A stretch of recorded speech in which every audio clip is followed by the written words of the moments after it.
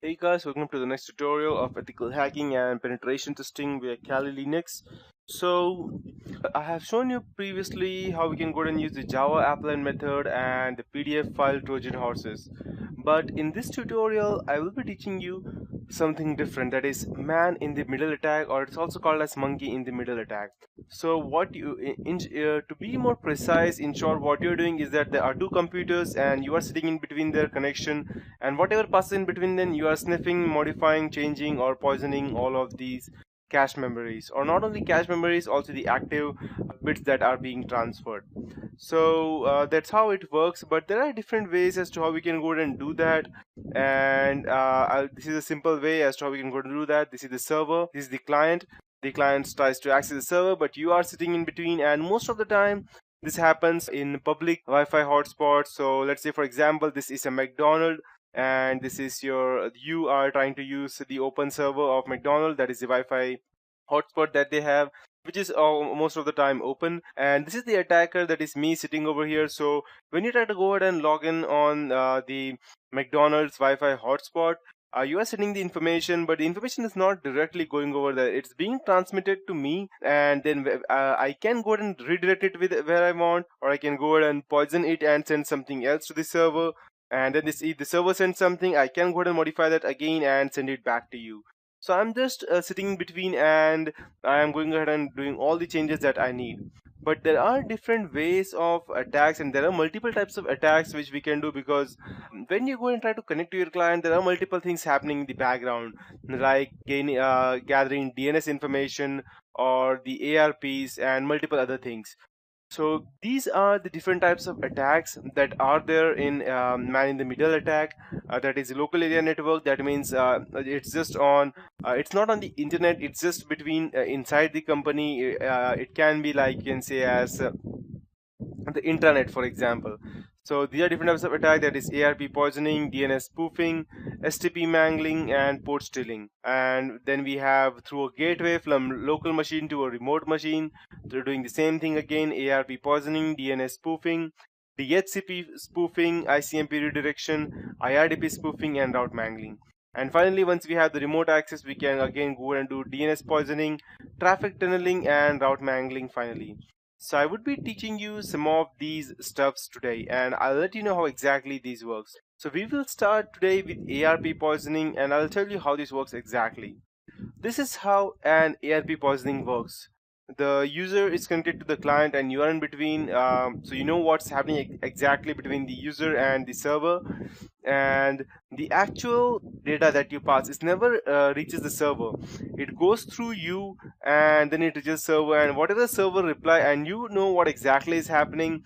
So whatever you are trying to send, the attacker can go and modify and send something else, and send something else back to you. So for example, if you go and try to access youtube.com, the attacker will go ahead and redirect that traffic to, let's say, for example, any random website, let's say wonderhowto.com or google.com, for example. So it doesn't matter how much time you go and try to visit Google, it will still redirect you to google.com, because it is the attacker what is happening. Or if you're it's trying to access facebook.com, it doesn't matter even if it's through https website, the person can still go ahead and gain access through that by going ahead and stripping off the SSL from your, that is the security from your 128-bit encrypt. So that's how it works.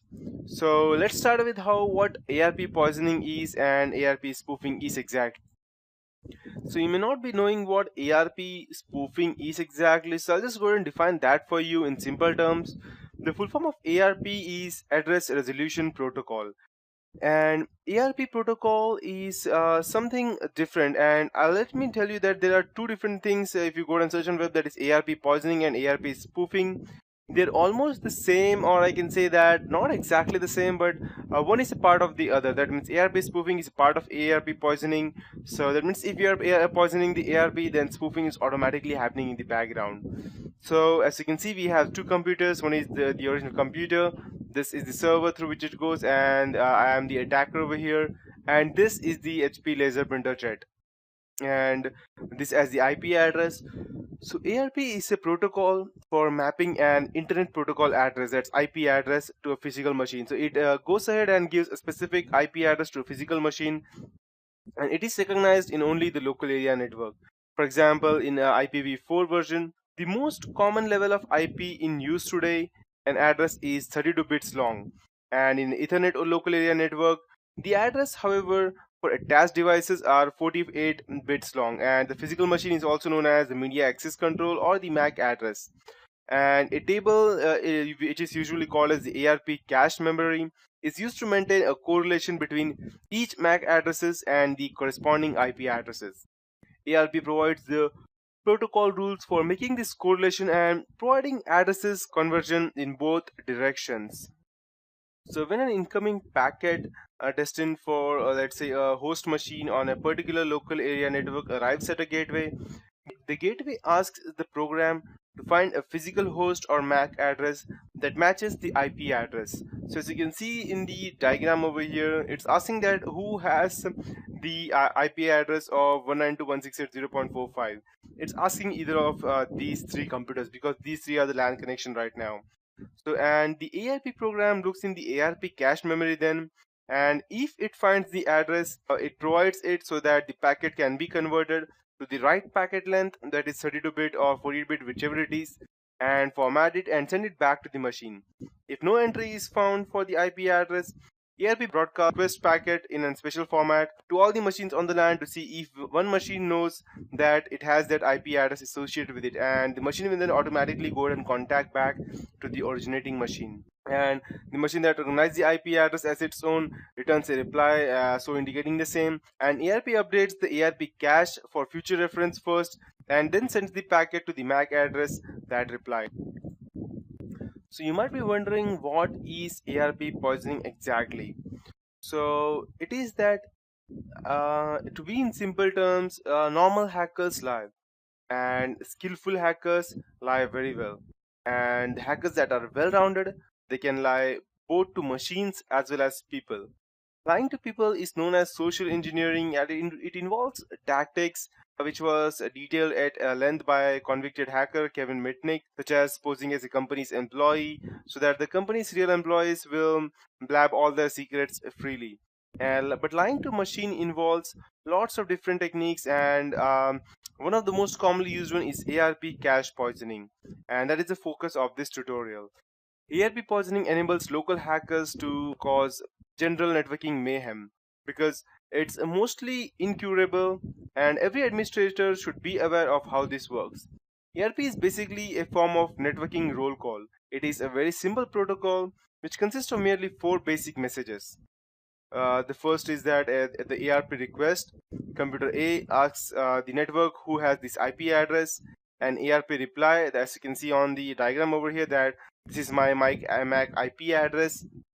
And then a reverse request by ARP, that is RARP, that is called as, and it is the same concept as the ARP request, but over here the computer A, that is the Jessica's computer over here, it replies who has this MAC address after they have the IP address, and then the computer HP LaserJet printer replies that it has the MAC address. So first it checks the IP address, then it checks the MAC address. So all network devices have an ARP table, a short-term memory of all the IP addresses and MAC addresses, and the device has already matched together. The ARP table ensures that the device doesn't have to repeat the ARP request for the devices it has already communicated with. So here's an example. I'll go ahead and teach you of a normal ARP communication about the Jessica and the HP LaserJet printer, which I will be teaching you today. So, but that is it for this tutorial, guys. Which I was about to tell you as to how ARP works.